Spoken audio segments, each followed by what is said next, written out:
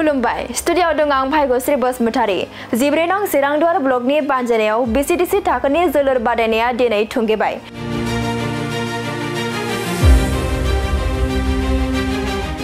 बे हाबाफारियाव बेखेवगिरि आलासि महरै बाहागो लानानै बिटिआरनि मावफुं सोद्रोमा रनजित बसुमतारीया बेखेवनानै होयो। दिनैनि बे जोबथा जोलुर बादायलायनायाव टुक्राझार बिसिडिसि आरो रुनिकाटा बिसिडिसिनि गेजेराव गेलेनानै रुनिकाटा बिसिडिसिआ गरथाम गरब्रैनि फारागथियाव चेम्पियन जायो।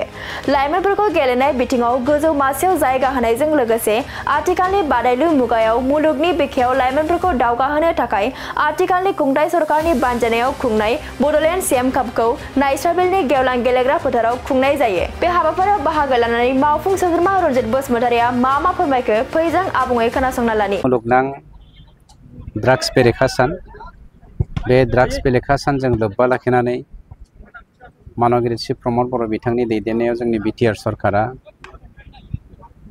बड'लेण्ड सीईएम फुटबल काप 2025 खौ जागायनायजों लोगोसे 22 तारिखनिफ्राय थांनाय 22 तारिखनिफ्राय जागायनानै दिनै TCLCC लेभेलाव फाइनाल खेला आरो बे फाइनाल खेलाखौ दिनैनि बे एन्टि ड्राग्स डेआवहाय लाफानाया जोंनि थाखाय गौरबनि खोथा। मानोना जोंनि बर' फिसाफोरजों लोगोसे बिटिसिनि गासैबो जाथि जनगोष्ठीनि जोहोलाव सेंग्रा सिख्ला देरफुनाय आरो इयुन जोलैखौ जोङो गाहाम लामाजों दैदेनलांनायनि बिथिंजों बा थांखिजों जोंनि सरकारा एन्टि ससियेल एलिमेन्टफोरनिफ्राय उद्धार खालामनो थाखाय जाय फुटबल टुर्नामेन्टखौ लादों बियो सोलेर बिथिङाव आत्मिक बिथिङाव आरो जोंनि जा मेलेमनि बिथिङाव जोंनि सेंग्रा सिख्लाफोरखौ जोङो गोख्रों बानायनो हानायनि राफोद बानायनो हानायनि बिथांखिजों जों बे हाबाफारिखौ लादों आरो एन्टि ससियेल एलिमेन्टनिफ्राय जोंनि समाजखौ इयुन जेनेरेसनखौ जों माबोरै उद्धार खालामनो हायो बे हाबाफारिखौ लानाय जादों। जेन जोङो बेनिफ्राय उद्धार जानानै जोङो सोलोंथाइ बिथिङाव जौगानो हायो, हारिखौ गेरेमसा हारि दानायाव जोङो हेफाजाब होनो हायो, बेनो जोंनि मेन उद्देश्य। नाथाय जों नुनो मोनो आथिखालनि लाइमोनफोरखौ ड्राग्स बायदि निसा बुस्थु बाहायनानै गारि एक्सिडेन्ट जानानै दा सम थैनायखौ जों ससियेल मिडियायाव नुबाय थादों। ओरैनो सरासनस्रायै ड्राग्सनि जा इम्पेक्ट बेयो मुलुगनां हादोरावनो सोलिगासिनो दङ। जोंनि बर' हारिनि गेजेराव बेयो सफैनाया बारा गोबाव जायाखै, 10-15 बोसोरसोल' जादों। बे दुखुनांथाव।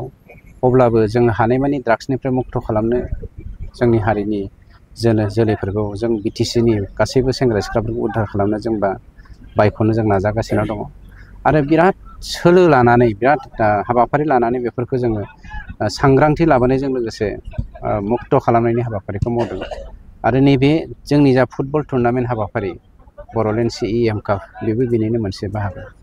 बिसिडिसि लेभेलनिफ्राय जागायनानै बबे लेभेलसिम बे हाबाफोरखौ खुंगोन आरो बै बिथांमोनसिमखौ मा खालामगोन? बिसिडिसि लेभेलनिफ्राय माबानानै जोङो TCLCC लेभेल, बेनि उनावहाय जोंना समष्टि लेभेलनि उनाव जोङो काउन्सिल लेभेलनि मोनसे जों खेला होगोन आरो बेनिफ्रायनो जोंनि बिटिसिनि फुटबल जोनो गोरों सेंग्रा सिख्लाफोरखौ हाब्रुनिफ्राय बा गामिनिफ्राय बोखांनानै जोङो माबोरै गोजौ थाखोआव लांनो हायो बे बेब'स्थाखौ जों लानाय जादों।